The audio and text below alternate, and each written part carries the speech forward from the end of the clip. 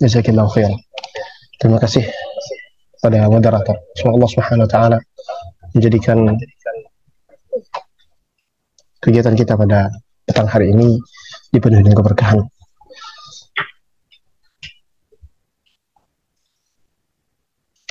Nah, Bismillahirrahmanirrahim. Alhamdulillah. Alhamdulillah hamdan katsiran tayyiban mubarakan fihi. Kama yuhibbu rabbuna wa yardah. Asyhadu an la ilaha illallah wahdahu la syarika lah. Lahul mulku wa lahul hamdu wa huwa ala kulli syai'in qadir. اللهم أصلح لنا شأننا كله ولا تكلنا إلى أنفسنا طرفة عين. اللهم علمنا ما ينفعنا وانفعنا بما علمتنا يا ذا الجلال والإكرام يا حي يا قيوم. أصلح لنا أجمعين النية والذرية والعمل. أحبتي في الله, أخوات, semoga senantiasa dirahmati Allah Subhanahu wa taala. Kaifa halukunna? Bagaimana kabar antuna semua? Semoga Allah Subhanahu wa taala senantiasa memberikan taufik hidayahnya, dan juga semoga Allah Subhanahu wa taala senantiasa mengiringi setiap amal ibadah yang antuna lakukan. Semoga Allah Subhanahu wa taala menerima semua amal kebajikan yang antuna dan yang kita kerjakan. Akhwati fid din, hazinallahu wa iyyakum. Agama kita adalah agama yang indah. Agama kita adalah agama yang mengajarkan segala macam bentuk perihal kehidupan seorang muslim, atau secara umumnya kehidupan seorang manusia sebagai makhluk di muka bumi ini. Agama kita adalah agama yang mengajarkan budi pekerti luhur. Agama yang mengajarkan berkasih sayang di antara para pemeluknya, dan juga memberikan uzur kepada saudara-saudara sesama pemeluknya. Inilah agama Islam. Agama yang dibawa oleh Nabi kita Muhammad SAW. Satu sosok Nabi, satu sosok utusan dari Allah Subhanahu wa taala yang Allah Subhanahu wa taala pilih dengan beragam kemuliaan. Di antara kemuliaan yang Allah Subhanahu wa taala berikan kepada Nabi Muhammad SAW adalah sebagaimana yang tertera dalam surat Al-Qalam. Allah Subhanahu wa taala memberikan jaminan tentang bagaimana sosok mulia dari Nabi Muhammad SAW. Allah Subhanahu wa taala berfirman, "Innaka la'ala khuluqin 'azim." Wahai Muhammad, sungguh engkau benar-benar memiliki akhlak yang tinggi, lagi mulia. Dan Rasulullah SAW pun menyatakan di hadapan sahabat-sahabatnya, kemudian diriwayatkan sampai kita pada hari ini mendengarkan sabda Rasulullah SAW tersebut. Beliau mengatakan, "Innama bu'ithu liutammima makarimal akhlaq." Sesungguhnya aku ini diutus untuk menyempurnakan akhlak-akhlak yang mulia. Akhlak mulia itu sudah ada, akan tapi Allah Subhanahu wa taala mengutus Nabi Muhammad SAW untuk menyempurnakannya. Dan sesuatu yang belum sempurna tidak akan bisa disempurnakan kecuali oleh sesuatu yang sempurna lagi mulia. Itulah sosok Nabi Muhammad SAW. Agama kita adalah agama yang penuh dengan kasih sayang. Tidak selalu serius, tidak selalu tegang, tidak selalu menguras tenaga dan energi serta pikiran. Agama kita adalah agama yang mudah. Begitulah yang disabdakan oleh Rasulullah SAW. Inna dina yusrun. Bahwasanya agama kita ini adalah agama yang mudah. Akan tapi jangan dipermudah. Agama kita adalah agama yang luhur. Jangan membatasi, jangan terlewat batas dari budi pekerti yang luhur tersebut yang sudah diajarkan oleh Nabi SAW. Di antara akhlak yang mulia yang diajarkan oleh Islam, dan ini berkesesuaian dengan apa yang Allah Subhanahu wa taala fitrahkan kepada di dalam jiwa setiap manusia, adalah akhlak mulia. Akhlak yang mencerminkan bagaimana cara bermuamalah dengan orang-orang lain, bermuamalah dengan sesama makhluk. Bukankah Allah Subhanahu wa taala menyatakan di dalam Al-Quran bahwasanya setiap muslim dengan muslimnya adalah saudara, dan saudara tidak akan menyakiti saudaranya, tidak akan merendahkan saudaranya, tidak akan menghina saudaranya. Begitulah seharusnya yang dilakukan oleh seorang muslim, terutama mereka-mereka yang faham tentang hakikat agama yang indah ini. Habibati fillah, hak para penuntut ilmu, hak orang-orang yang sudah belajar agama, yang sudah meluangkan waktunya untuk belajar agama adalah lebih besar dibandingkan orang-orang yang belum belajar. Mengapa demikian? Dikarenakan orang-orang yang sudah belajar, derajatnya akan lebih ditinggikan oleh Allah Subhanahu wa taala. Sekaligus tanggung jawabnya pun diperbesar oleh Allah Subhanahu wa taala. Bukankah tidak sama antara orang yang berilmu dan orang yang tidak berilmu? Bukankah tidak sama orang yang mengetahui tentang budi pekerti luhur dalam Islam dengan orang yang tidak mengerti dan belum memahami hakikat Islam yang begitu hanif ini? Itulah mengapa para talabul ilmi, para penuntut ilmu, ditekankan serta ditegaskan untuk senantiasa berbudi pekerti luhur, memiliki moral yang baik, memiliki akhlak yang mulia. Karena inilah yang dituntut oleh Islam. Terutama ini merupakan kewajiban pada setiap orang yang telah mengerti Islam, yang sudah menuntut ilmu. Ini merupakan kewajiban serta hak yang harus dipenuhi oleh setiap para penuntut ilmu. Rasulullah SAW yang diriwayatkan oleh beberapa athar, mereka mengatakan al-ilmu rahimun baina ahlih, bahwasanya para penuntut ilmu seharusnya menjadi saling berkasih sayang di antara satu dengan yang lainnya. Di antara kasih sayang mesti diterapkan dan wajib untuk dilaksanakan di kalangan para penuntut ilmu adalah kasih sayang serta perhatian seorang guru kepada muridnya. Tidak laik dan tidak pantas rasanya seorang guru yang mengajarkan perihal-perihal agama untuk merendahkan muridnya. Tidak layak pula seorang guru yang sudah mengerti batasan-batasan syariat untuk menyatakan ucapan-ucapan yang membuat orang malah lari dari agama ini. Ikhwatifiddin, takutlah kita ketika kita melaksanakan atau melakukan satu perbuatan sehingga orang lari dari agama ini dikarenakan perbuatan-perbuatan buruk kita. Islam tidak pernah mengajarkan hal demikian. Yang Islam ajarkan adalah budi pekerti luhur, dan tentu saja sesuai dengan syariat-syariat tanpa berlebihan. Karena inilah yang dimaksud dengan ummatan wasata, umat yang moderat. Semoga Allah Subhanahu wa taala menjadikan kita sebagai para pemeluk-pemeluk agama, sebagai para pemeluk Islam yang faham akan makna Islam itu sendiri.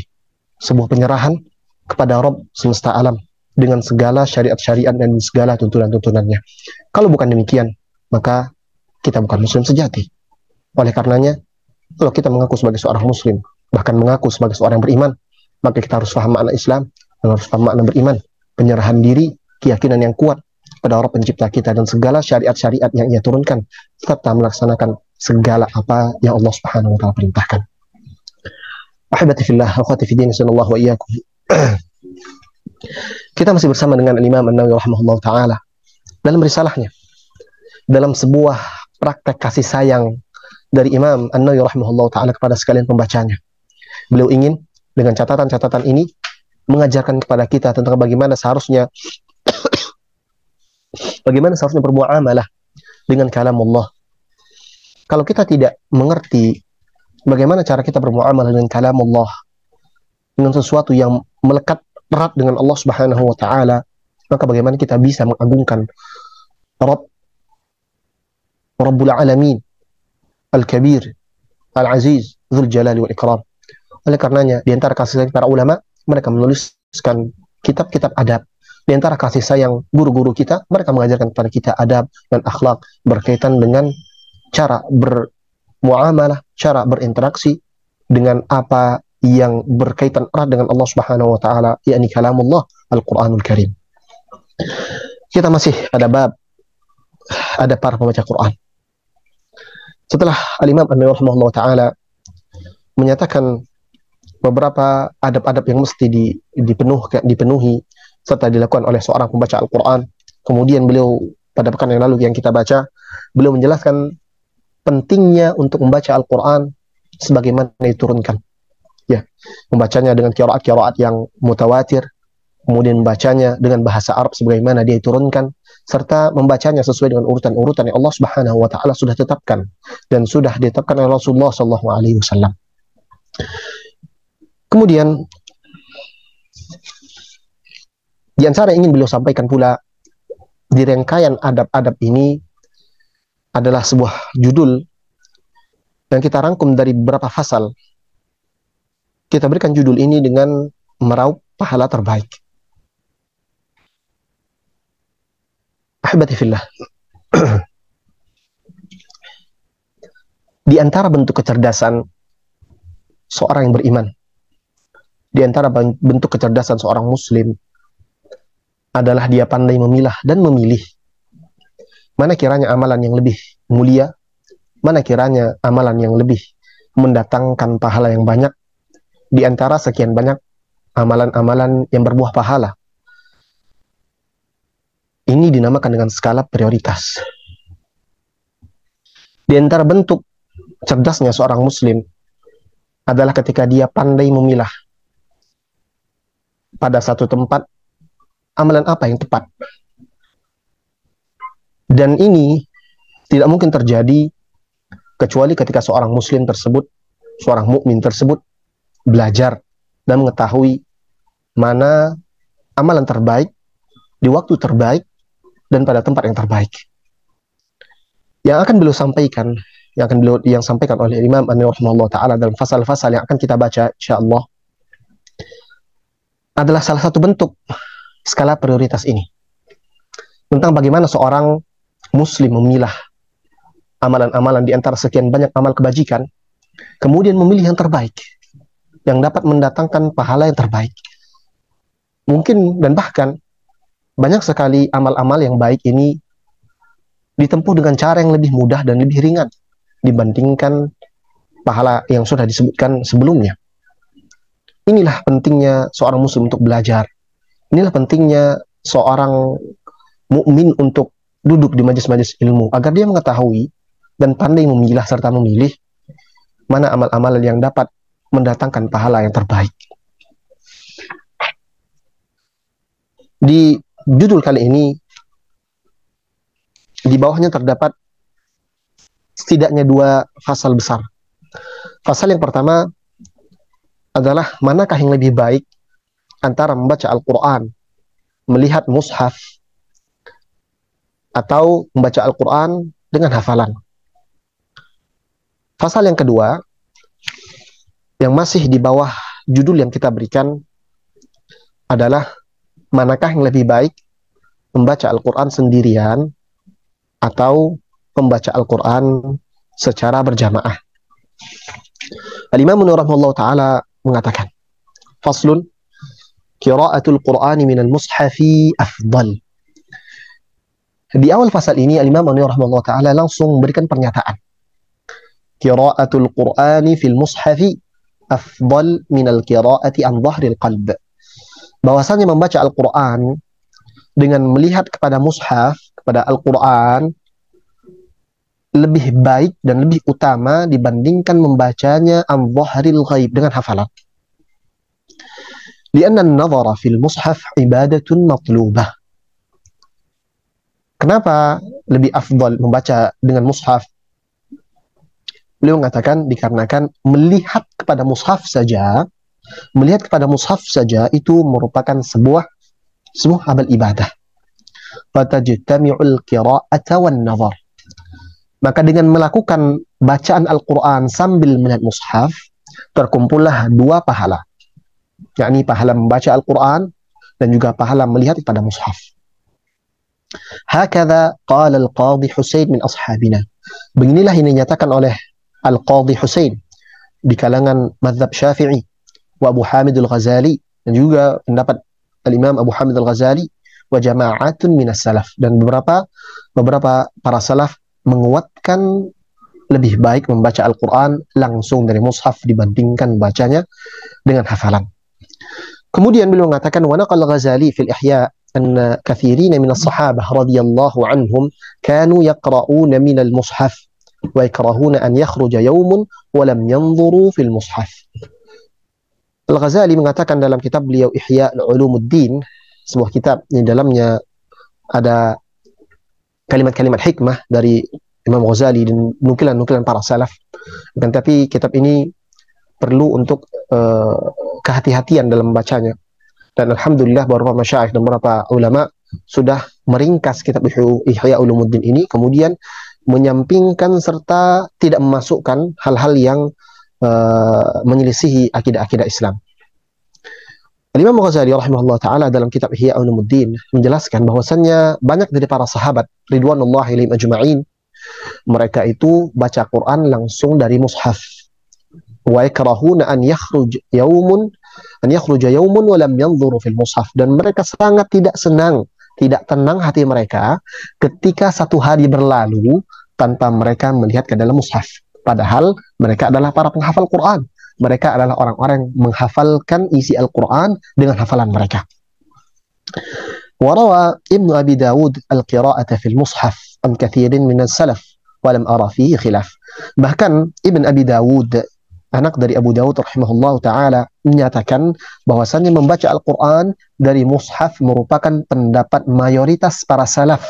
Dan beliau, yakni Ibn Abi Dawud, tidak melihat adanya perbedaan di kalangan para ulama terkait keabsahan serta keutamaan membaca Al-Quran dari mushaf.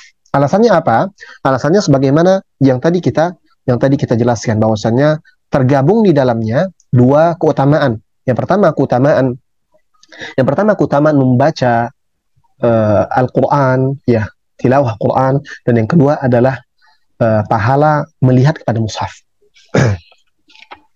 Kemudian beliau menukilkan beberapa perbedaan di kalangan para ulama. Walau qila innahu yakhtalifu bi ikhtilafil ashkhas. Kalau saja dikatakan bahwasanya ini berbeda, keutamaan ini berbeda sesuai dengan keadaan seseorang, maka itu lebih baik. Fayakhtarul qira'ata fil mushaf liman istawa khushu'uhu wa tadabburuhu fi halatil qira'ati fil mushaf wa an dhahril qalb. Membaca Al-Quran dengan mushaf itu lebih diutamakan, terutama pada orang-orang yang sama saja keadaan khusyuk dan tadabburnya, baik di saat dia melihat mushaf ataupun di saat dia tidak melihat mushaf. Wa yakhtarul qira'ati an dhahril qalb liman lam yakmul bidzalika khusyu'uhu. Ini perkataan atau pendapat yang kedua. Dan lebih diutamakan untuk membaca Al-Quran dengan hafalannya. Untuk siapa? Untuk orang yang tidak bisa khusyuk secara sempurna, kecuali ketika membacanya dengan hafalannya, lebih fokus. Wa yazidu ala khusyu'ihi wa tadabburihi law qara'a minal mushaf lakana hadha qawlan hasana. Wal-zahir anna kalam as-salaf wa fi'lahum mahmulun ala hadha at-tafsil. Dan pendapat yang terkuat dibandingkan dua pendapat ini adalah pendapat yang mengatakan harus dibedakan antara satu keadaan dengan keadaan yang lainnya, dan tidak bisa kita menekankan bahwa ini lebih afdol untuk seorang dan ini lebih afdol untuk yang lainnya. Sekarang mari kita lihat hukum-hukum yang terkait dalam masalah ini. Pendapat yang pertama adalah mazhab Hanafi. Mereka mengatakan bahwasanya hukum membaca dari mushaf, membaca Quran dari mushaf adalah sunnah yang sangat dianjurkan, dikarenakan menjaga penglihatan pada mushaf termasuk ibadah sebagaimana yang tadi kita sudah sampaikan, dan lebih membantu konsentrasi dalam membaca. Sedangkan membaca dari selain mushaf itu juga baik dan tidak terlarang, ya, karena begitulah datangnya, terutama di saat salat, maka lebih baik membacanya dari hafalannya. Kemudian mazhab Maliki hampir sama, ya, mereka mengedepankan membaca Al-Quran menggunakan mushaf dikarenakan lebih terjaga dari kesalahan, ya, lebih bisa memperhatikan tulisan-tulisannya, kemudian tidak lebih minim kesalahan lah dibandingkan orang yang membaca Al-Quran dari selain mushaf atau dari hafalannya.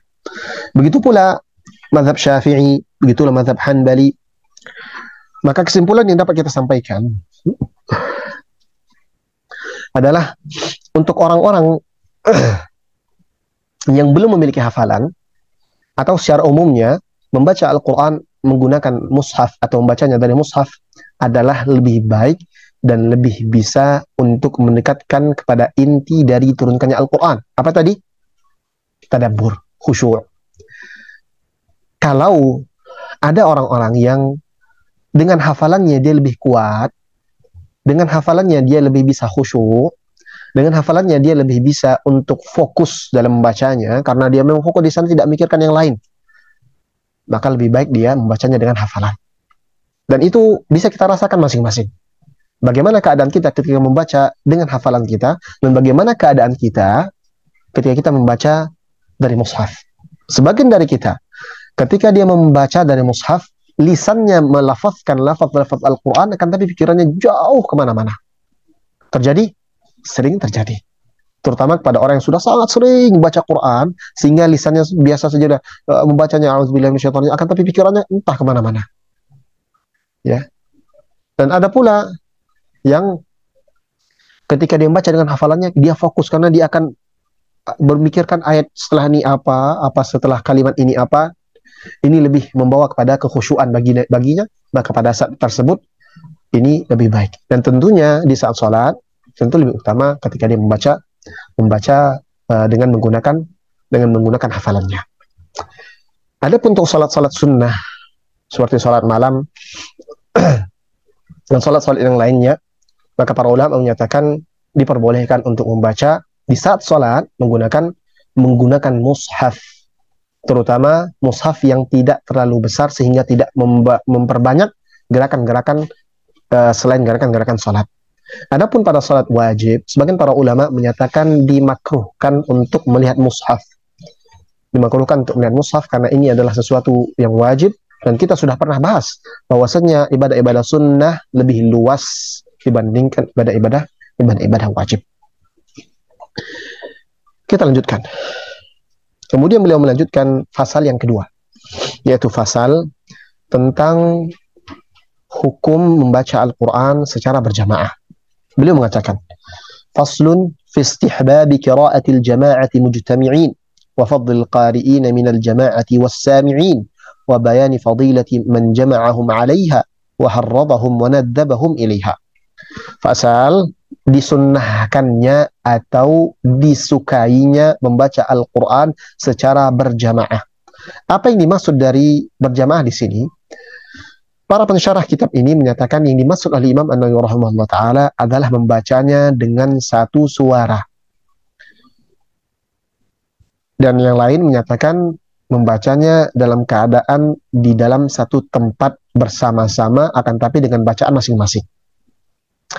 Kemudian beliau melanjutkan, wa fadlul qari'ina minal jama'ati was-sami'in, dan keutamaan orang yang membacanya di dalam jamaah tersebut, dan juga orang yang mendengarkan bacaan orang yang tadi membacanya di dalam sebuah majelis.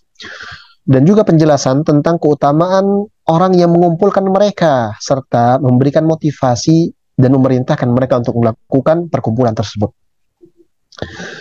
Beliau mengatakan, i'lam anna qira'atal jama'ati mujtami'in mustahabbatun bid-dalail adh-dhahirah wa af'al as-salaf wal khalaf al-mutadhahirah. Bahwasannya membaca Al-Quran secara berjamaah disunnahkan, dan ini berdasarkan dengan dalil-dalil yang jelas serta perbuatan para salaf dan khalaf yang jelas. Telah sahih datangnya dari Nabi Muhammad SAW sebagaimana dalam hadis yang diriwayatkan oleh Tirmidzi. Beliau mengatakan hadis ini adalah hasan sahih, dan juga Ahmad. Beliau mengatakan bahwasanya Abi Hurairah radhiyallahu taala anhu dan Abi Sa'id al-Khudri radhiyallahu taala anhu mengatakan, "Ma min qaumin yadhkuruna Allah illa haffat bihimul malaikah wa ghashiyatuhumur rahmah wa nazalat 'alaihimus sakinah wa dzakarahu Allah fi man 'indah."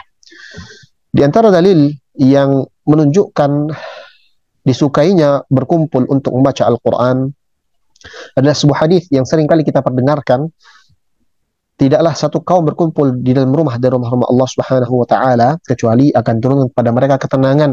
Malaikat akan menaungi mereka, diturunkan kepada mereka rahmat, serta Allah Subhanahu wa taala menyebutkan nama-nama mereka di sisi makhluk-makhluknya di langit di atas sana. Hadis ini secara zahirnya menunjukkan keutamaan berkumpul untuk membaca Al-Quran. Yadhkuruna Allah. Dan zikir yang terbaik sebagaimana yang disampaikan oleh para ulama adalah berzikir dengan mengucapkan atau dengan membaca ayat-ayat Allah Subhanahu wa taala. Dan juga hadis yang senada dengan hal tersebut dari riwayat Bukhari, dari riwayat Muslim dan juga Al-Bukhari serta Abu Dawud dengan tambahan fi baitin min buyutillah, di rumah dari rumah-rumah Allah Subhanahu wa taala, dari hadis Abu Hurairah radhiyallahu taala anhu. Begitu pula cerita dari Muawiyah radhiyallahu taala anhu bahwa satu kali Nabi Muhammad sallallahu alaihi wasallam keluar menuju halaqah-halaqah yang dibuat oleh para sahabatnya di Masjid Nabawi. Kemudian beliau bertanya, "Ma yujlisukum? Apa yang membuat kalian duduk-duduk di sini? Ya, berkumpul-kumpul seperti ini?" Para sahabat menjawab, "Jalasna nadhkurullah ta'ala wa nahmaduhu lima hadana lil Islam wa manna 'alaina bih." Mereka mengatakan, kami duduk untuk mengingat Allah Subhanahu wa taala, berzikir kepada Allah serta memujinya atas segala nikmat Islam yang sudah Allah Subhanahu wa taala berikan. Maka Rasulullah SAW menimpali setelah mendapatkan pernyataan atau alasan dari perkumpulan para sahabat ini, beliau mengatakan, "Atani Jibril alaihi salam." Jibril alaihissalam sudah mendatangiku tadi. Akhbarani anna Allah Ta'ala yubahi bikumul malaikah.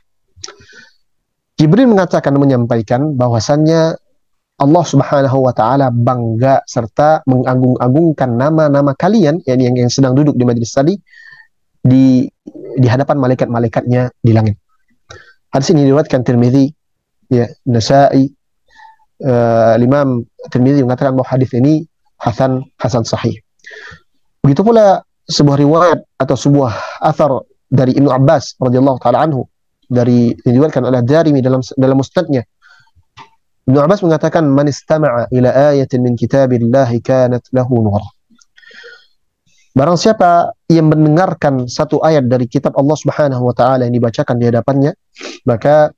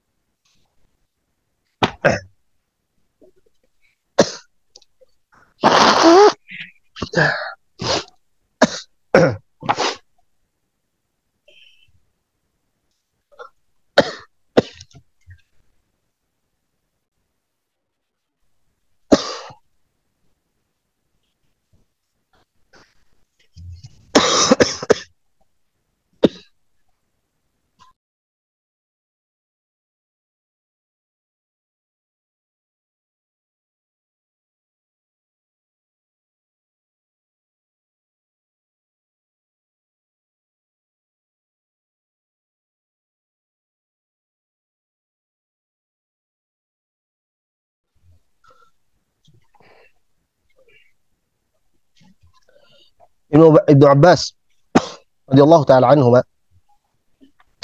mengatakan, dan ucapan dari Ibnu Abbas ini menyatakan tentang apa yang dijudulkan, yang diberikan tadi oleh Imam An-Nawawi rahimahullah taala, tentang keutamaan orang-orang yang membaca Quran serta orang-orang yang mendengarkan bacaan Al-Quran. Apa kata Ibnu Abbas? "Man istama'a ila ayatin min kitabillah kanat lahu nura." Barang siapa yang mendengarkan dengan istima', mendengarkan dengan secara seksama kepada ayat-ayat yang Allah yang dibacakan di sekelilingnya, maka setiap bacaan, setiap ayat yang dibacakan akan memberikan kepadanya cahaya. Ucapan-ucapan para sahabat, dan ambil kaidah ini dan tulis ini baik-baik.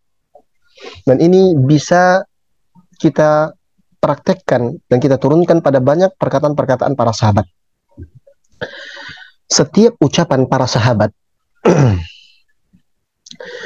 yang berbicara tentang keutamaan satu amalan serta pahalanya, atau secara umum setiap ucapan para sahabat yang berbicara tentang masalah-masalah gaib,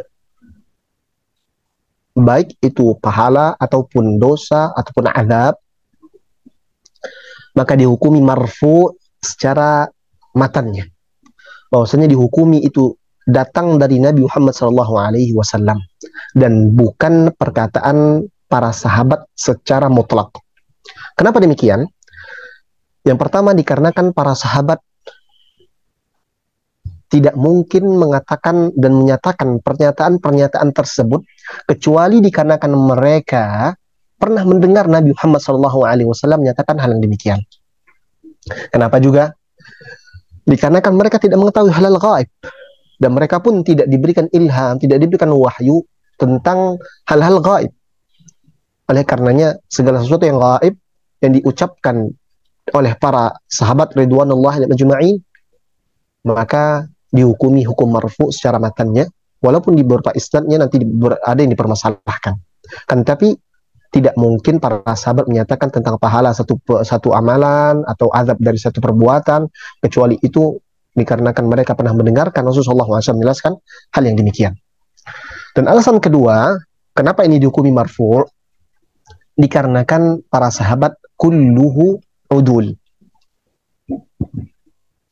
Dikarenakan para sahabat semuanya adil. Adil dalam bahasa para muhadditsin adalah orang-orang yang terpercaya dan tidak perlu lagi diragukan kepercayaannya. Para sahabat adalah orang yang Allah Subhanahu wa taala pilih untuk menemani Nabi Muhammad SAW, maka mustahil bagi mereka untuk berdusta atas nama Nabi Muhammad SAW, terutama pada hal-hal yang gaib seperti ini. Oleh karenanya pada kalimat Ibnu Abbas radhiyallahu taala anhu di dalam hal ini maka dihukumi marfu dan ini datang dari Nabi Muhammad SAW walaupun tidak ada nas atau lafaz diksi dari Nabi SAW dengan diksi yang seperti ini, karena diksi ini diriwayatkan secara makna oleh para sahabat ridwanullahi alaihim ajma'in. Ibnu Abbas mengatakan bahwasanya siapapun yang mendengarkan Al-Quran maka setiap ayat yang dia mendengarkan akan menjadi cahaya untuk dirinya. Bagaimana cahaya ini bisa masuk kepada seorang mukmin ketika mendengarkan Al-Quran secara seksama? Cahaya dimaksud di sini adalah cahaya yang akan menambahkan keimanannya kepada Allah Subhanahu wa taala. Dan ini sesuai dengan apa yang Allah Subhanahu wa taala ceritakan tentang sifat-sifat orang yang beriman. Innamal mu'minuna alladzina idza dzukirallahu wajilat qulubuhum wa idza tuliyat 'alaihim ayatu zadatuhum imana wa 'ala rabbihim yatawakkalun. Orang-orang beriman ini ketika dibacakan ayat-ayat Allah Subhanahu wa taala di sisi mereka akan menambah keimanan mereka. Cahaya dalam diri mereka, cahaya keimanan mereka akan bertambah. Ini dimaksud oleh Ibnu Abbas radhiyallahu taala anhu dalam perkataan ini. Semakin dibaca, dia semakin memaknainya, semakin mentadabburi apa yang dibaca oleh qari tersebut, maka bertambah keimanannya kepada Allah Subhanahu wa taala. Ini merupakan pernyataan tentang keutamaan orang yang membaca secara berjamaah, dan ini tidak mungkin terjadi kecuali ketika orang itu berkumpul pada satu tempat, ada yang membaca dan ada yang menyimak. Dari Abu Daud, Ibnu Abi Daud radhiyallahu taala anhu, bahwasanya Abu Darda radhiyallahu anhu kana yadrusul Quran ma'ahu nafarun yaqra'una jami'an. Bahwasanya Abu Darda seorang sahabat Nabi Muhammad sallallahu alaihi wasallam satu ketika belajar atau mengajar Al-Quran, dan di sekeliling beliau, di sekeliling Abu Darda radhiyallahu anhu, nafarun yaqra'una jami'an. Di sekeliling beliau ada orang-orang yang membaca Al-Quran secara serentak. Dan diriwayatkan dari Ibnu Abi Daud, fa'ala dirasah al-mujtami'in an jama'at min afadhil as-salaf wal khalaf wa qudat al-mutaqaddimin. Diriwayatkan dari Ibnu Abi Daud berapa perbuatan para salaf, ya, dari banyak para salaf dan juga khalaf serta para qadi terdahulu tentang bagaimana proses mereka dalam mempelajari Al-Quran, dan pada saat itu dibacakan secara berjamaah. وعن حسان بن عطية والأوزاعي أنهما قالا أول من أحدث الدراسة في مسجد دمشق هشام بن إسماعيل بمقدمه على بن الملك. Diriwayatkan dari Hasan bin Atiyah, dari Auza'i dan juga Auza'i, maksudnya mereka mengatakan yang pertama kali mengadakan pembelajaran secara berjamaah, membaca Quran secara berjamaah ini di Dimashq khususnya, karena Dimashq pada saat itu, Damaskus pada saat itu adalah pusatnya Islam pada zaman Khilafah Abbasiyah dan juga Umayyah. Yang mulai pertama kali dikatakan oleh Hasan, Hisham bin Ismail, adalah Hisham, seorang yang bernama Hisham bin Ismail. Wa amma ma ra'a Ibn Abi Dawud an al-Dhahhak an Abdurrahman bin Azrub أنه أنكر هذه الدراسة وقال ما رأيت ولا سمعت وقد أدركت أصحاب رسول صلى الله عليه وسلم يعني ما رأيت أحدا فعلها. Setelah beliau menyatakan beberapa pernyataan dari para salaf, juga dalil-dalil yang menguatkan tentang disunnahkannya atau diutamakannya membaca Al-Quran secara berjamaah, sekarang beliau menukilkan beberapa perbuatan para salaf serta riwayat para salaf yang menolak perbuatan tersebut. Diriwayatkan dari Ibnu Abi Daud juga, dari Dhahak, dan juga Abdurrahman Ibn Azrub, bahwasannya mereka mengingkari perbuatan-perbuatan demikian dikarenakan tidak pernah melihat salah satu pun dari sahabat Nabi SAW yang melakukan hal demikian. Begitu pula yang diriwayatkan oleh Wahab, ya, beliau mengingkari perbuatan tersebut. Kemudian beliau melanjutkan, fahadzal inkar minhuma mukhalifun lima alaihi salaf wal khalaf wa lima yaqtadhihi ad-dalil fa huwa matrukun wal i'timad ala ma taqaddama fi istihbabihi lakin al-qira'ata fi hal al-ijtima' laha syurutun qaddamnahu bi yanbaghi an yu'tana biha wallahu a'lam. Akhirnya beliau memungkasi pembahasan ini dengan kesimpulan bahwa semua riwayat-riwayat atau pendapat-pendapat yang mengingkari perbuatan, yang mengingkari membaca Al-Quran secara berjamaah ini adalah adalah riwayat-riwayat yang ditinggalkan, matruk, dan yang paling dikedepankan adalah adanya kesunnahan atau disukainya membaca Al-Quran secara berjamaah, terutama sebagaimana tadi kita baca, terutama pada saat proses belajar mengajar. Akan tetapi beliau memberikan catatan, lakinnal qira'ata fi halil ijtima' laha syurutun qaddamnah. Ada beberapa syarat-syarat yang harus dipenuhi, dan syarat-syarat ini sudah pernah kita bahas, kata beliau rahimahullah ta'ala. Di antara syarat-syarat yang diperbolehkannya membaca Al-Quran secara berjamaah adalah tidak menjadikan ini sebagai amalan-amalan khusus dan tidak menyatakan bahwasannya ini lebih afdal secara mutlak dibandingkan baca Al-Quran secara sendirian. Yang perlu pula digarisbawahi dan dicatat oleh setiap kita adalah membaca Al-Quran yang paling diutamakan adalah bacaan yang menghadirkan hati, yang sampai kepada hati, serta inti dari baca Al-Quran itu sampai, yakni tadabbur dan khusyuk. Kalau kiranya membaca Al-Quran secara berjamaah kemudian diikuti dengan pembelajaran tentang beberapa makna-maknanya, itu lebih baik dan lebih menghadirkan hati, maka itu lebih baik tentunya. Akan tetapi kalau ternyata membaca Al-Quran secara berjamaah justru mengganggu fokus kita, menghilangkan esensi sebenarnya dari diturunkannya Al-Quran, maka tentu saja membacanya sendirian lebih baik. Dengan peringatan yang perlu kita sampaikan, bahwa tidak dipungkiri pentingnya membaca Al-Quran secara sendirian, terutama di tengah malam. Sebagaimana sudah pernah kita bahas dalam sebuah pembahasan yang kita beri judul membaca Al-Quran di malam hari. Nanti silahkan kalau mungkin ada kesempatan untuk mengulang pembahasan tersebut, bisa diulang. Pentingnya membaca Al-Quran sendirian, lebih khusyuk, tidak terganggu dengan bacaan orang lain. Ya, ini tentu lebih baik. Yang bisa kita simpulkan dari pembahasan disampaikan oleh Imam An-Nawawi rahimahullah ta'ala ini adalah dalam proses belajar mengajar diperbolehkan untuk membaca Al-Quran secara berjamaah dengan satu suara. Diperbolehkan dengan syarat ini tidak menjadi satu amalan khusus yang lebih diutamakan dibandingkan baca Al-Quran sendirian. Artinya, baca Al-Quran secara berjamaah tidak afdal secara mutlak. Dia afdal, lebih utama ketika dia lebih bisa untuk sampai kepada tujuan dari proses belajar mengajar. Terutama sebagaimana kita hadapi pada hari-hari ini. Ya, orang satu sekali duduk ini jamaahnya banyak yang duduk, yang belajar banyak di halaqah tersebut banyak orang yang duduk. Tidak mungkin untuk mengoreksi satu persatu, kecuali memang ada halaqah yang mengoreksi satu persatu, maka itu lebih baik.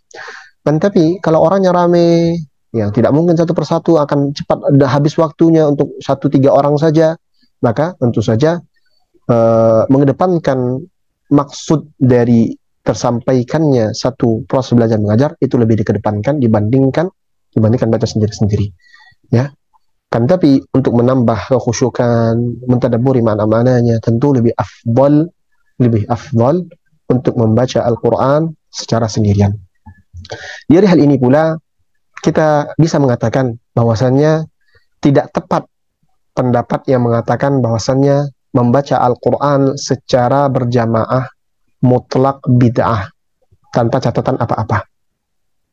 Dan para ulama dan masyayikh berpendapat demikian pun di saat mereka melihat proses belajar mengajar, mereka memperbolehkannya. Artinya yang mereka larang adalah sebuah perbuatan atau majelis-majelis zikir, majelis-majelis Quran yang dibaca secara berjamaah tanpa ada maksud dan memang dikhususkan membaca Al-Quran secara berjamaah. Artinya dari hal ini kita bisa memberikan satu kesimpulan lagi bahwa ketika tidak ada urusannya, ketika tidak ada sangkut pautnya antara satu ibadah dengan berjamaah, maka tidak boleh dilakukan secara berjamaah. Contohnya, dan maaf, membaca Al-Quran secara berjamaah di saat hari-hari kematian. Membaca khusus surat Yasin, kemudian bacanya secara berjamaah di hari ke-40 dan hari ke-100. Tidak ada dasarnya dari syariat kita. Tidak pernah diajarkan oleh Rasulullah SAW dan para sahabatnya pun tidak pernah melakukan hal demikian. Padahal ada sebab-sebab yang harusnya bisa menjadikan Nabi SAW dan juga para sahabat untuk melakukan hal demikian. Akan tetapi ketika sebabnya ada dan tidak ada sesuatu yang menghalangi Nabi Muhammad SAW untuk melakukannya dan Nabi SAW tidak lakukan, ini maknanya perbuatan tersebut tidak disyariatkan. Wallahu ta'ala alam. Inilah dua pasal yang kita ambil dan kita rangkum menjadi satu judul, meraih pahala terbaik. Kita pungkasi pembahasan kita pada judul ini. Seorang muslim yang cerdas adalah yang pandai memilah dan memilih amalan yang lebih baik pada satu kesempatan dan kesempatan yang lainnya. Padahal pada pembahasan yang kita sedang bahas, tentu saja membaca Al-Quran, melihat dengan mushaf, dengan wirid-wirid harian kita, itu lebih afdal dan lebih mulia serta mendatangkan pahala yang terbaik dibandingkan bacanya dengan hafalan. Sebaliknya, membaca Al-Quran dengan hafalan itu lebih baik dan lebih membuat kita fokus di saat kita salat, dan itu membutuhkan hafalan. Begitu pula membaca Al-Quran secara sendirian itu lebih mulia dan lebih afdal dan mendatangkan pahala yang terbaik di saat dia dibaca untuk mentadabburi dan lain sebagainya untuk menambah kekhusyukan dan memahami makna-maknanya. Dan untuk proses belajar mengajar dengan jumlah yang cukup banyak, maka tentu lebih baik membacanya secara berjamaah agar mendapatkan dua pahala membacanya dan juga pahala mendengarkan bacaan orang lain dari Al-Quran, sebagaimana sudah kita sampaikan dari perkataan Imam An-Nawawi rahimahullah ta'ala. Semoga pembahasan singkat ini bisa menambah pengetahuan kita, serta kemudian nantinya pengetahuan ini berbuah menjadi amalan-amalan baik yang dapat menambah kedekatan kita kepada Allah Subhanahu wa taala. Terutama ketika kita sudah mengetahui bagaimana cara berinteraksi kita kepada ayat-ayat Allah Subhanahu wa taala serta adab-adab yang terbaik yang harus kita lakukan untuk mendapatkan pahala yang terbaik pula dari Allah Subhanahu wa taala terkait dengan kalamullah azza wa jalla. Wafaqanallah, kami cukupkan sesi materi pada petang hari ini sampai di sini saja. Kalau kiranya ada 1, 2, atau 3 pertanyaan, kami persilahkan, terutama yang memang ada kaitannya dengan pembahasan. Barakallahu fikunna, kami kembalikan pada moderator. Jazakunallahu khairan. Alhamdulillah, jazakallah khairan kepada Ustazuna Huzaifah Ali Akbar BA Hafizahullah Ta'ala yang baru saja telah sama-sama menyampaikan materi kita pada sore hari ini. Sebelumnya, syafakallah syifaan ajilan buat Ustadz. Semoga Allah memberikan kesembuhan dan kesehatan kembali, fit, dan Allah mengangkat penyakit Ustadz tanpa meninggalkan sama sekali. Amin, amin. Selanjutnya kita buka sesi tanya jawab. Baik, yang sudah raise hand, silahkan Ukhti Damayanti.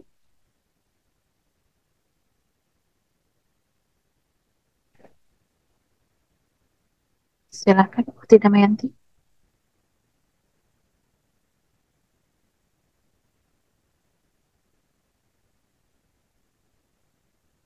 Silakan Umahat yang ingin mengajukan pertanyaan kepada Ustadz kita. Silakan raise hand. Ya. Silakan kepada Ukhti Linda M. Rashid. Tafadhali. Assalamualaikum Ustaz.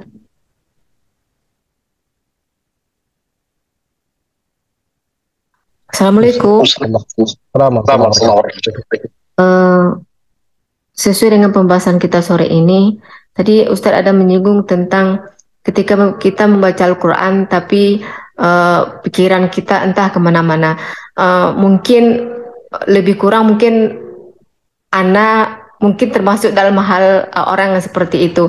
Bagaimana tips atau caranya ketika kita membaca itu betul-betul menghayati dan pikiran kita itu fokus dengan bacaan kita atau bacaan Al-Quran kita ya. Itu aja Ustaz. Assalamualaikum warahmatullahi wabarakatuh. Waalaikumsalam warahmatullahi wabarakatuh. Jazakumullah khair. Jazakumullah khair. Dalam masalah ini ada dua faktor. Pertama, faktor internal dari diri kita sendiri, dan juga faktor eksternal. Kita mulai dari faktor eksternal. Di antara tipsnya adalah jangan membaca Al-Quran di tempat-tempat keramaian yang membuat pikiran-pikiran kita salah fokus. Ya, bagaimana pada pembahasan dua pertemuan yang lalu, bahkan Imam An-Nawawi rahimahullah taala melarang atau tidak menyukai membaca Al-Quran di tempat-tempat yang penuh dengan keramaian, tempat-tempat yang penuh dengan hijau-hijau dan pemandangan yang indah. Kenapa? Karena ini dapat menghilangkan fokus seseorang.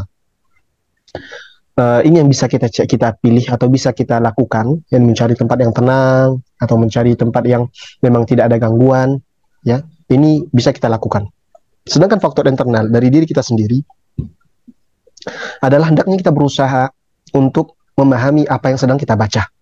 Dan salah satu cara memahami, mendatangkan fokus dalam membaca Al-Quran ini adalah membaca juga terjemahannya. Ingat, kita bukan sedang membaca untuk hafalan. Kalau hafalan sudah kita baca Al-Quran, baca lafaz-lafaz Al-Quran, kemudian kita hafalkan. Kalau kita ingin tadabburi maknanya, coba sisihkan waktu kita untuk membaca Al-Quran sekaligus arti terjemahannya. Kalau kita mungkin tidak memahami bahasa Arab, fahami terjemahannya. Baca ayat, baca terjemah. Baca ayat, baca terjemah. Insya Allah ini akan lebih mendatangkan fokus kita dibandingkan kita hanya membaca Al-Quran begitu saja. Ya.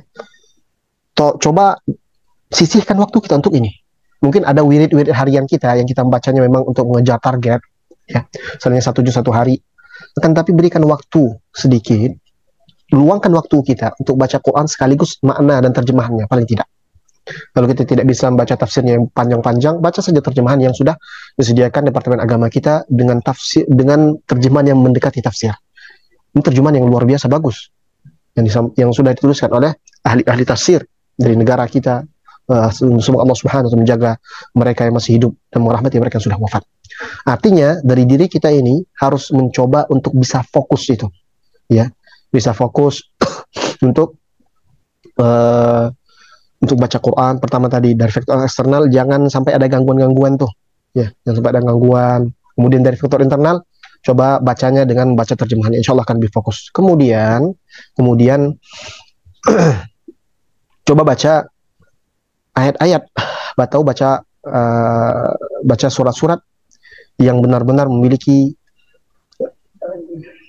keterikatan langsung dengan kita. Contoh, saya berikan sedikit contoh.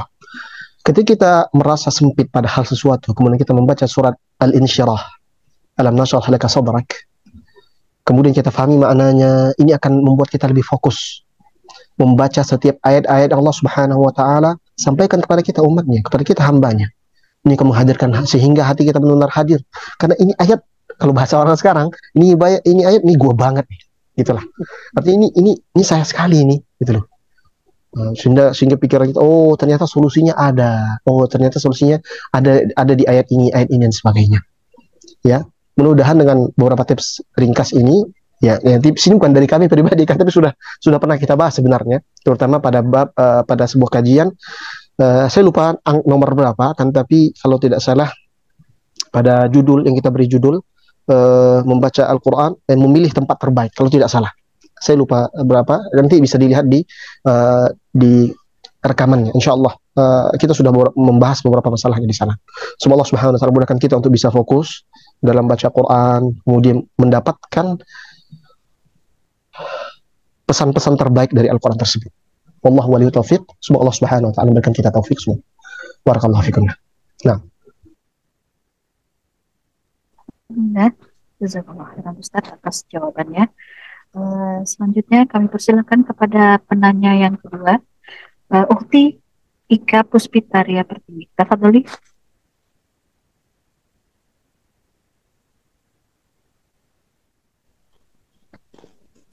Bismillah, Assalamualaikum warahmatullahi wabarakatuh, Ustaz. Salam. Afwan Ustaz, ini Ana ingin bertanya mengenai tadi kan ada pembahasan kita tentang membaca Al-Quran secara bersama-sama. Di beberapa masjid kan Ustaz, kalau misalnya bulan puasa nih ya Ustaz, khususnya di bulan Ramadan itu setelah sholat tarawih biasanya kan selalu diadakan tuh Ustaz, yang seperti tadarus ya dengan tujuan menyemarakkan masjid atau menyemarakkan malam di bulan Ramadan ya. Itu kira-kira bagaimana Ustaz yang menurut pandangan Islam sendiri begitu atau hukumnya begitu Ustaz? Itu aja yang ingin saya sampaikan Ustaz. Jazakallahu khairan. Assalamualaikum warahmatullahi wabarakatuh. Assalamualaikum.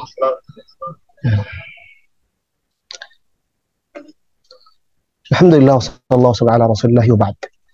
Hukum tadarusan di malam-malam bulan Ramadan secara berjamaah. Para ulama sebagaimana sudah kita sampaikan berbeda pendapat terkait dengan hukum membaca Al-Quran secara bergantian, dan insya Allah ada pembahasan secara khusus min idaratul Quran, berganti-gantian baca Quran. Ada perbedaan di kalangan para ulama, terutama hukum baca Al-Quran secara berjamaah dalam satu suara dan hukum membaca Al-Quran secara bergantian dalam sebuah jamaah. Perlu dibedakan. Dan hukumnya akan berbeda, nanti akan disampaikan. Dan pada pembahasan selanjutnya akan kita bahas tentang hukum bergantian membaca Al-Quran satu ayat, satu ayat lagi, atau satu surat lagi secara bergantian dalam sebuah jamaah. Hukum yang bisa kita ambil dari apa yang disampaikan para ulama serta perbedaannya adalah hukum masalah membaca Al-Quran secara berjamaah dengan satu suara ini melihat kepada maslahat serta mudarat yang ada di satu tempat tersebut.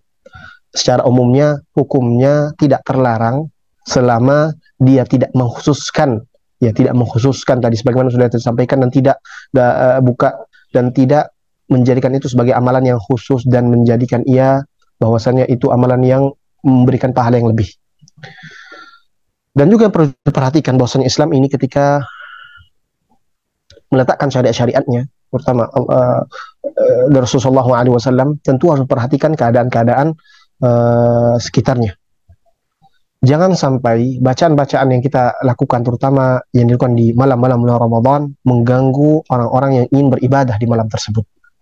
Ya. Dan faktanya di lapangan bacaan-bacaan tersebut dengan menggunakan mic, menggunakan pengeras suara, kemudian semalam suntuk, faktanya itu mengganggu banyak orang. Kita tidak melarangnya secara mutlak, tidak melarangnya bahwa ini haram dan sebagainya, kan, tapi Islam ini mengajarkan kita untuk memahami sesamanya. Bahkan dalam Al-Quran Allah Subhanahu wa taala menyatakan bahwasanya bacalah Al-Quran itu dengan suara yang rendah.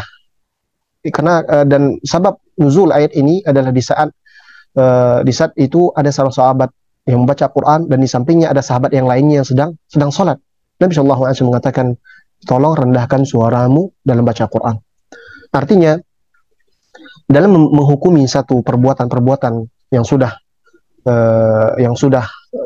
menjamur, yang sudah tersebar di lingkungan kita, kita tidak bisa untuk menghukuminya secara mutlak begitu saja. Kita perlu lihat bagaimana apa dasar dari mereka melakukan hal tersebut. Kalau sekiranya yang mereka katakan, oh ini afdal dan sebagainya, maka kita katakan itu semua perbuatan bid'ah dan tidak pernah Nabi SAW ajarkan dan para sahabat lakukan. Perbuatan yang tidak pernah ada dasarnya. Kan, tapi dalam rangka proses belajar mengajar, maka tidak menjadi masalah.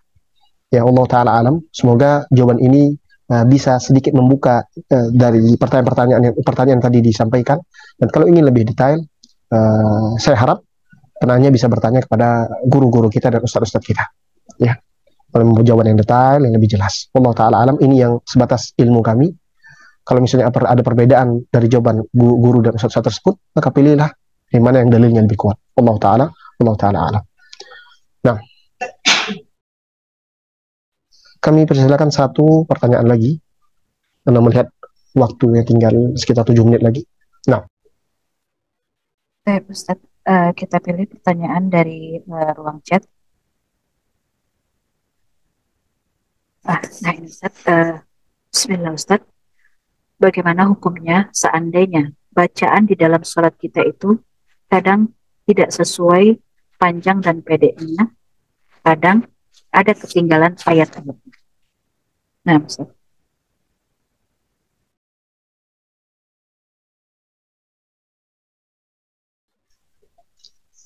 Nah, untuk bacaan Al-Quran yang dibaca dan ayat-ayat yang dibaca di dalam salat, selama dia bukan bacaan surah Al-Fatihah, maka tidak membatalkan salat kita dan tidak merusak salat kita.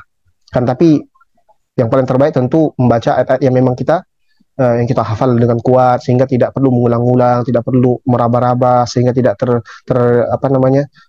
tertukar ayat satu dengan ayat yang lainnya, atau terlangkau satu ayat dengan ayat yang lainnya. Ini kalau dalam surat-surat yang kita baca.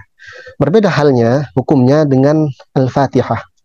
Kalau ada bacaan dalam surah Al-Fatihah itu yang merupakan kesalahan-kesalahan yang jali, sebagaimana antum sudah pelajari di halaqah, bahwasanya ada kesalahan yang khafi dan ada kesalahan yang jali. Ada kesalahan yang halus, ada kesalahan yang jelas banget, seperti mengganti harakat atau memanjangkan yang harusnya pendek, serta sehingga merubah makna, maka ini dapat membatalkan salat seseorang. Kenapa? Karena Al-Fatihah adalah rukun salat. Kalau ada kesalahan, terkurang baca satu ayat dalam surah Al-Fatihah, maka salatnya batal. Ya, maka salatnya batal. Lalu bagaimana kalau sadarnya pada rakaat kedua, oh tadi rakaat pertama tadi ini tinggal nih, iya karena abudu, iya karena sa'in, maka rakaat yang kedua yang sedang dilakukan menjadi rakaat pertama. Dan ini bisa antum pelajari di pelajaran-pelajaran fikih tentang salat. Adapun kalau surat lain setelah membaca surah Al-Fatihah, mungkin bacaannya itu terluput beberapa kata, beberapa kalimat, dan tidak ada yang perbaiki, maka tidak merusak salatnya, akan tapi tentu lebih baik, ya, lebih alyaq, lebih ansab ketika membaca hafalan-hafalan yang sudah benar-benar kita hafal, sehingga sholat kita menjadi tenang, sholat kita mendapatkan khusyuan dalam sholat. Karena kalau hafalan itu kacau di saat sholat, itu insya Allah pikiran kita kemana-mana itu. Percayalah, nah itu rasakan sendiri. Misalnya antum baca satu buah hafalan dan tiba-tiba mentok tuh surat apa ayat setelah ini ya, wah, subhanallah, itu akan mengganggu sekali, sampai bahkan ketika ruku, ketika sujud itu kepikiran apa ayat selanjutnya, apa tadi yang salah. Nah, maka lebih baik kalau kita punya hafalan-hafalan yang memang kita kuat, sehingga kita bisa baca di saat sholat kita. Dan tapi selama dia bukan surah Al-Fatihah, maka dia tidak membatalkan sholat. Wallahu ta'ala alam. Wassallallahu ala nabiyina Muhammad. Kami cukupkan sesi kita pada petang hari ini. Semoga pertanyaan-pertanyaan yang tadi disampaikan bisa terjawab, dan itu merupakan jawaban pribadi kami dan tidak kami landas dan bukan dari ilmu kami pribadi, kan tapi kami nukilkan dari jawaban-jawaban para guru kami. Semoga Allah Subhanahu wa taala menambahkan ilmu kepada kita semua. Semoga Allah Subhanahu wa taala menjadikan kita orang yang senantiasa tawadhu di hadapan ilmu dan ulama, serta tawadhu di hadapan Al-Quran dan juga sunnah-sunnah Nabi Muhammad SAW, sehingga ketika disampaikan kebenaran di hadapan kita, kita dengarkan dan kita ikuti kebenaran tersebut, walaupun menyelisih kebiasaan kita yang kita lakukan hari-hari ini. Nah, semoga Allah Subhanahu wa taala menjadikan perkumpulan ini perkumpulan yang penuh dengan keberkahan. Semoga Allah Subhanahu wa taala merahmati Imam An-Nawawi, masyayikh kita, para ulama dan imam, menjaga guru-guru kita yang masih hidup, merahmati mereka yang sudah wafat. Semoga Allah Subhanahu wa taala memberikan ganjaran besar juga kepada ummahat yang petang hari ini duduk bersama, mendengarkan, membaca apa yang disampaikan oleh Imam An-Nawawi. Semoga ini menjadi ladang kebaikan serta catatan kebaikan untuk kita semua, pembicara, kemudian pendengar, dan siapapun yang ikut terlibat dalam hal ini. Semoga Allah Subhanahu wa taala mengampuni segala kesalahan pembicara, keterbatasan ilmunya dan keterbatasan cara menyampaikan. Semoga Allah Subhanahu wa taala memberikan taufik kepada pembicara dan juga keluarganya. Semoga Allah Subhanahu wa taala memudahkan segala urusan kita. Jazakumullahu khairan. Terima kasih sudah mau bergabung bersama, dan kami mohon maaf atas semuanya, kelebihan, kekurangan, semuanya kami mohon maaf. Semoga Allah Subhanahu wa taala mengampuni dosa-dosa kami, orang tua kami, guru-guru kami, keluarga, anak, istri, dan seluruh kaum muslimin. Jazakillahu khairan wa jazakumullahu khairan. Kami tutup dengan kafaratul majlis, dan kami ingatkan jangan lupa seusai tiap kita beribadah kepada Allah Subhanahu wa taala, mintalah pengkabulan, penerimaan atas semua ibadah yang telah kita lakukan. Allahumma taqabbal minna, Allahumma taqabbal minna, Allahumma taqabbal minna innaka antas samiul alim wa tub alaina innaka antat tawwabur rahim. Subhanakallahumma wa bihamdika asyhadu an la ilaha illa anta astaghfiruka wa atubu ilaik. Sallallahu wasallam ala nabiyyina Muhammad wa ala alihi wa sahbihi wasallam tasliman katsira. Assalamualaikum warahmatullahi wabarakatuh.